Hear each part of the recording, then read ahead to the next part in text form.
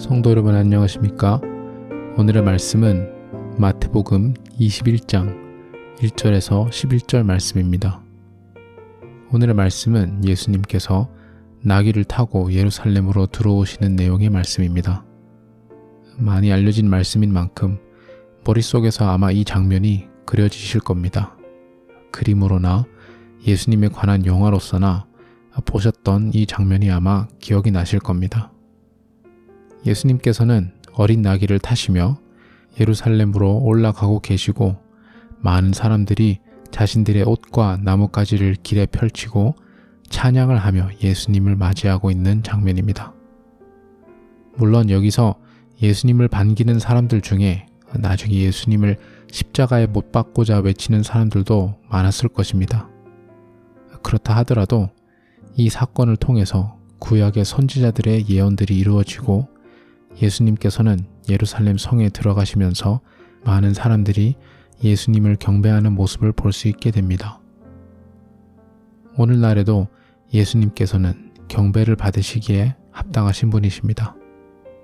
오늘 저와 여러분들이 우리들의 삶 속에서 주님께 합당한 경배를 돌려드리고 있는지 돌아보기 원합니다. 더 정확하게 말하자면 우리가 예수님에게 경배를 올려드리던 드리지 않던 예수님께서는 지금도 그리고 앞으로도 경배를 받으실 것입니다. 누가복음에서는 사람들이 예수님을 찬양하지 않으면 돌들이 입을 열어 찬양할 것이라고 예수님께서 말씀하십니다. 어떻게 보면 이 상황에서 가장 덕을 보는 사람은 주님을 찬양하는 우리들이라고 볼 수 있습니다.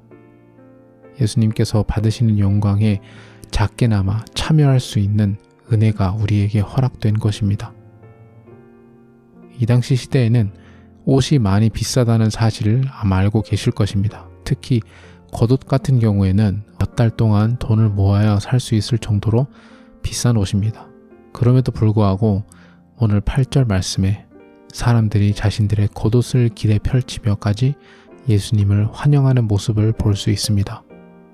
이처럼 오늘 저와 여러분들도 우리가 소중히 여기는 우리의 몸과 마음, 우리의 돈과 시간, 나의 열정을 들여 예수님을 기쁨으로 맞이하여 영광 돌리는 저와 여러분이 되시기를 소망합니다.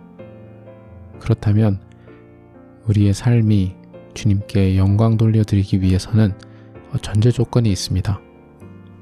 그것은 오늘 말씀에 나와 있는 것처럼 순종입니다. 오늘 말씀에서도 제자들이 예수님께서 말씀하신 대로 순종을 했기에 예수님께서 영광 받으시는 모습을 볼 수 있었습니다. 물론 제자들이 갑자기 부끄럽거나 의심스러워서 예수님의 말씀을 따르지 않았다고 해도 예수님께서는 선지자들의 예언을 이루시고자 예루살렘으로 환영받으시면서 올라가셨을 겁니다. 어떻게 보면 이 상황 속에서 가장 축복받은 사람들은 역시나 예수님의 말씀을 따르고 순종했던 제자들이었을 수도 있습니다. 예수님께서 자신들의 순종을 통해서 영광을 받으셨기에 주님의 영광에 기쁨으로 참여할 수 있었던 것입니다.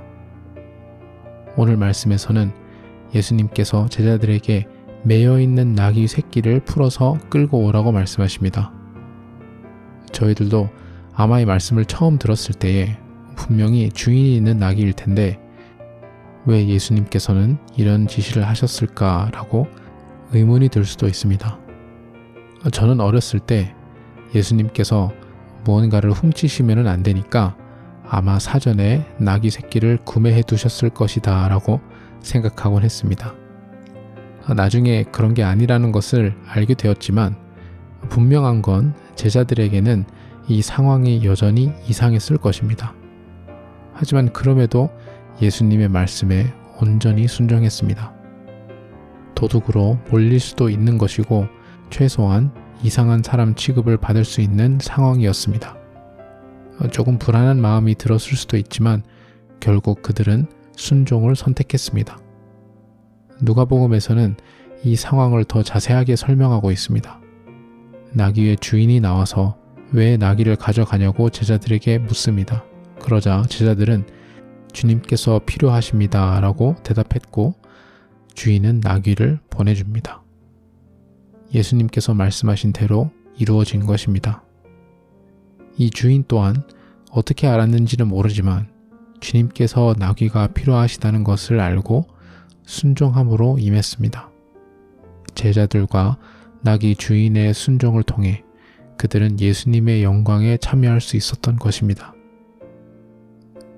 제자들에게 특이한 지시를 하셨던 것처럼 가끔은 예수님께서 저희들에게도 예상하지 못했던 상황이나 시험을 허락하십니다. 그 이유는 우리가 진심으로 예수님을 믿는 믿음을 기반으로 순종하는 것인지 아니면 나의 판단과 능력을 믿고 행동으로 움직이는 것인지를 알기 위해서일 수도 있습니다. 사람은 생각보다 스스로의 마음을 알기가 힘들 때가 있습니다. 나는 예수님의 말씀에 믿음으로 순종한 줄로 알았는데 생각해보니까 결국 내가 먼저 계산 다 하고 나에게 확실하게 득이 될 거라는 결론을 내리고서 실행에 옮겼던 것일 수도 있습니다. 가끔 주님께서는 우리의 이러한 숨겨진 마음을 드러내 주시고 보여주십니다. 제자들에게 말씀하셨던 것처럼 우리가 생각하지 못했고 어쩔 때 이상하게 여겨지거나 불가능하게 느껴지는 곳으로 우리를 부르실 때가 있습니다. 그 순간만큼은 우리에게 순종할 동기가 주님 말고는 없는 것입니다. 그 순간에는 당황스럽고 힘들 수도 있지만 사실은 그러한 순간들은 주님께서 허락하신 축복일 수도 있습니다. 오직 주님만 바라보고 주님의 마음에 따라 순종할 때에 주님께서 역사하시는 것을 경험하게 되면 주님을 향한 믿음이 더욱 깊어지게 되는 것입니다. 제자들에게 주어진 임무를 생각해보면 아주 단순했습니다. 이해가 잘 안 갈 수는 있지만 대단히 힘든 요구는 아니었습니다. 그들의 상황을 아시고 그들의 순종을 통해서 제자들은 예수님께서 영광 받으시는 그 중요한 자리에 참여할 수 있었던 것입니다. 오늘 우리도 주님을 믿는 믿음을 기반으로 온전히 순종하여 예수님을 더욱더 깊게 알게 되는 은혜가 있기를 간절히 소망합니다. 감사하게도 우리의 온전한 믿음과 순종을 요구하시는 주님께서는 자신의 백성을 무자비하게 부리시는 분이 아니십니다. 오늘 말씀처럼 나귀의 새끼를 타고 입성하실 정도로 겸손하신 분이십니다. 겸손하심과 동시에 왕이 되신 주님이십니다.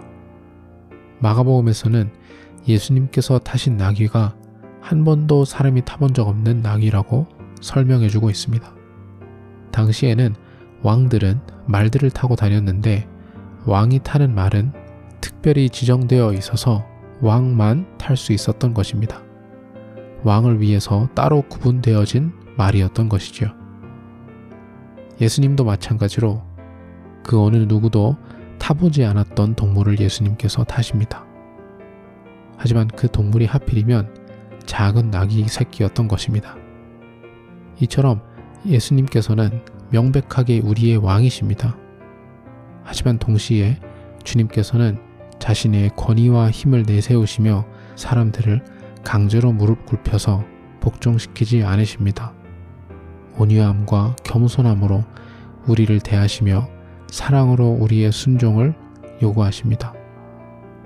예수님께서는 이 세상에서 유일하게 겸손하실 필요가 없으신 분이십니다. 하지만 우리를 위해서 주님께서는 십자가를 지시기까지 겸손함을 보여주셨습니다. 그것을 상징하고자 예수님께서는 오늘 말씀처럼 그냥 나귀도 아니고 나귀의 새끼를 타셨던 것입니다. 예수님께서는 완전하신 왕이심과 동시에 사랑과 겸손으로 우리에게 찾아오셨습니다. 그 겸손의 예수님, 사랑의 예수님을 믿음으로 따르며 순종하며 주님께 영광 돌려드리는 저와 여러분이 되시기를 간절히 소망합니다. 기도하겠습니다. 사랑이신 예수님, 완전하시고 전지전능하신 왕이심에도 불구하고 나귀의 새끼를 타고 예루살렘으로 올라가셨던 것처럼 저희를 온유함과 사랑으로 찾아와 주셔서 감사드립니다. 주님께서 사랑으로 저희들을 인도하시고 계시는 것을 알기에 우리가 온전히 이해하지 못할 때에도 불안하고 힘든 상황 속에서도 주님을 믿고 따르고 순종할 수 있는 저희들이 되도록 은혜 베풀어 주시옵소서. 감사드리며 예수님 이름으로 기도드립니다. 아멘.